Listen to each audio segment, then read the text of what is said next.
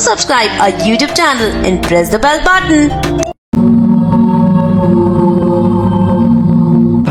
हमारे परिवार में हर कोई मेरी बहन से प्यार करता था और उसकी सराहना करता था, क्योंकि वे हमारे घर में सबसे आकर्षक और सुंदर व्यक्तित्व रखती थी। इसके अलावा वे लगन से इस्लामी कक्षाओं में भाग लेती थी और हर सुबह पवित्र पुस्तक का अध्ययन करती थी। कभी कभी मैं सोचता था कि कोई उसके जैसा परफेक्ट कैसे हो सकता है और अपना जीवन इस्लाम को कैसे समर्पित किया है।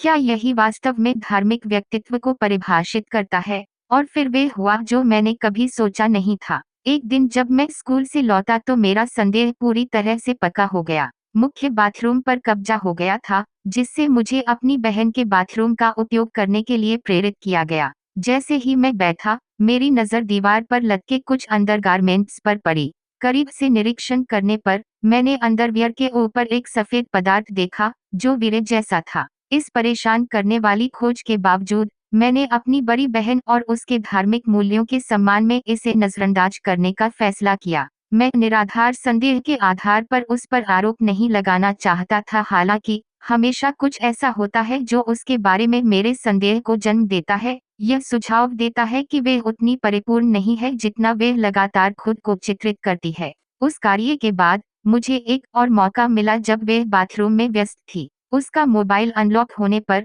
मैंने उसके व्हाट्सएप तक पहुंच बनाई, जहां चल रही बातचीत ने मेरा ध्यान और खींचा। हालांकि उसने प्रेषक के संदेशों को हटा दिया था, लेकिन कुछ अरबी संदेश थे जो उसने टाइप किए थे। मैंने तुरंत स्क्रीनशॉट लिया और उन्हें अपने नंबर पर भेज दिया। स्कूल में मैंने उसके अरबी संदेशों का अनुवाद किया। मुझे निराशा हुई। उसके संदेश में लिखा था, आप मेरे दूसरे भगवान हैं, मैं जब चाहूं आपकी पूजा कर सकती हूं और पूजा कोई पापपूर्ण कार्य नहीं है। यह चौंकाने वाला था। उसका दूसरा भगवान कौन था?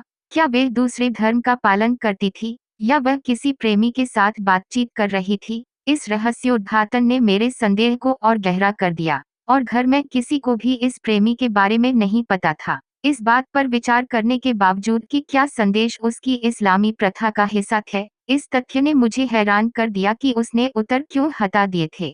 कुछ उलझन भरी बात थी जिसे मैं समझ नहीं पा रहा था या अपने दिमाग से साफ नहीं कर पा रहा था। नतीजतन इन संदेहों से प्रेरित होकर मैंने यह उजागर करने के लिए एक योजना बनानी शुरू कर दी कि वास्तव में उसके साथ क्या हो रहा था। मैंने प्लान बनाया कि सबसे पहले मैं उसके बाथरूम की दोबारा जांच करूं। फिर मैं यह देखना चाहता था कि क्या मैं अपनी बहन को बाहर से आसानी से देख सकता हूं। तीसरा, मेरा लक्ष्य यह निर्धारित करना था कि क्या घर में कोई उससे मिलने आया करता है, जिसके कारण मेरी बहन के अंडरगारमेंट्स गंदे होते हैं। पहला कदम अपेक्षाकृत आसान था। मैं उसके कमरे में दाखिल हुआ और जब वे बाहर थी तब मैं उसके बाथरूम में गया। मुझे निराशा हुई जब मैंने दीवार पर 5 अंडरगारमेंट्स लटके हुए देखे। सभी एक ही हालत में थे। एक पर स्पष्ट रूप से वीरे का दाग लगा हुआ था, जबकि अन्य 4 सूखे हुए थे। यह अपमानजनक था कि उसने अपनी गंदगी साफ करने की जहमत नहीं उठाई। दूसरे चरण के लिए मैं यह आकलन करने के लिए बाहर निकला कि क्या मैं बाहर से घर में झांक सकता हूँ। घर के पीछे मुझे एक खिड़की मिली जिससे मेरे पिता के कमरे का स्पष्ट दृश्य दिखाई देता था। इसके अतिरिक्त कुछ कदमों की दूरी पर दीवार के शीर्ष के पास संभवतः बाथरूम के निकास पंखे से जुड़ा एक छेद था। हालांकि मैंने समझा यह खिड़की मेरे निगरानी उद्देश्यों के लिए पर्याप्त है, क्योंकि यह संभावित रूप से घर में प्रवेश करने वाले किसी भी घुसपैठिए को प्रकट कर सकती है। तीसरे चरण में स्कूल छोड़ना शामिल था, क्योंकि यह एकमात्र अवसर था जब मैं घर में मौजूद नहीं होता। सुबह में मैंने स्कूल जाने का नाटक किया और स्कूल जाने के बजाय खुद को घर के पीछे छिपा लिया और किसी भी संदिग्ध गतिविधि को देखने के इरादे से खिड़की खोल दी। एक एक करके मेरे परिवार के सदस्य काम करने के लिए घर से निकल गए और आधी सुबह तक कुछ नहीं हुआ। मैं अब भी अपने आप को कोस रहा था कि मैंने अपना समय बर्बाद किया। अचानक मैंने सुना कि मेरी माँ ने कहा, दरवाजा बंद कर लो और मुझे वापस आने में समय लगेगा क्योंकि मुझे डॉक्टर से अपॉइंटमेंट लेना है। पापा जल्दी से खड़े हुए और उसे अलविदा कहा और दरवाजा अंदर से बंद कर लिया। मैं अपने पिता को स्पष्ट रूप से देख सकता था। वे वापस आए और मेरी बहन के कमरे में चले गए। मुझे आश्चर्य हुआ। पापा जब मेरी बेगन के कमरे गए तो कुछ नहीं देख सका कि क्या हो रहा है। पापा इस समय मेरी बहन के कमरे में क्यों गए? मेरे मन में एक विचार आया। मैंने उस छोटे छेद में से देखने का फैसला किया, लेकिन मुझे इसके लिए एक सीढ़ी बनाने की जरूरत थी। मैंने तेजी से कुछ ईंटें इकट्ठा की और एग्जॉस्ट फैन से देखने के लिए एक सीढ़ी बना। लिमिटेड ईंटें हिल रही थीं, लेकिन मुझे दीवार का सहारा मिल गया और मुश्किल से मैं ईंटों पर खड़ा हो सका, जहां मैं देख सकता हूं कि मेरे पिता मेरी बेगन के साथ बाथरूम में थे।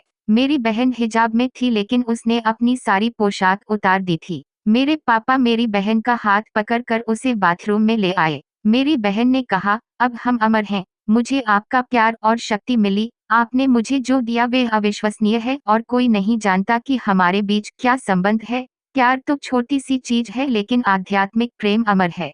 फिर जैसे ही मेरी बहन बाथरूम से बाहर निकली, उसने मुझ पर एक जानने वाली नजर डाली, जैसे कि उसे मेरी नजर के बारे में पता हो। उसकी नजर अप्रतिरोध्य थी, जिससे मैं अपना संतुलन खो बैठा और ईंटों से गिर गया, जिसके परिणाम स्वरूप मेरे सिर पर घाव हो गया और मेरे पैरों पर खरोंचें आ गईं। उस घटना से मुझे सीख मिली और अपनी बहन की दोबारा जासूसी न करने की कसम खाने के लिए प्रेरित किया। शायद उसके बारे में कुछ ऐसा था जिसे मैं अपनी युवावस्था के कारण समझने में असफल रहा। मैंने अपने भीतर एक गहन आध्यात्मिक जागृति महसूस की, जिससे मैं उसे पहले से भी अधिक सम्मान देने लगा। मैं कभी भी हमारे पिता के साथ उनके संबंध को पूरी तरह से नहीं समझ पाया था, लेकिन मुझे एहसास हुआ कि मानव शरीर के भीतर हमेशा आध्यात्मिक शक्तियां काम करती रहती हैं।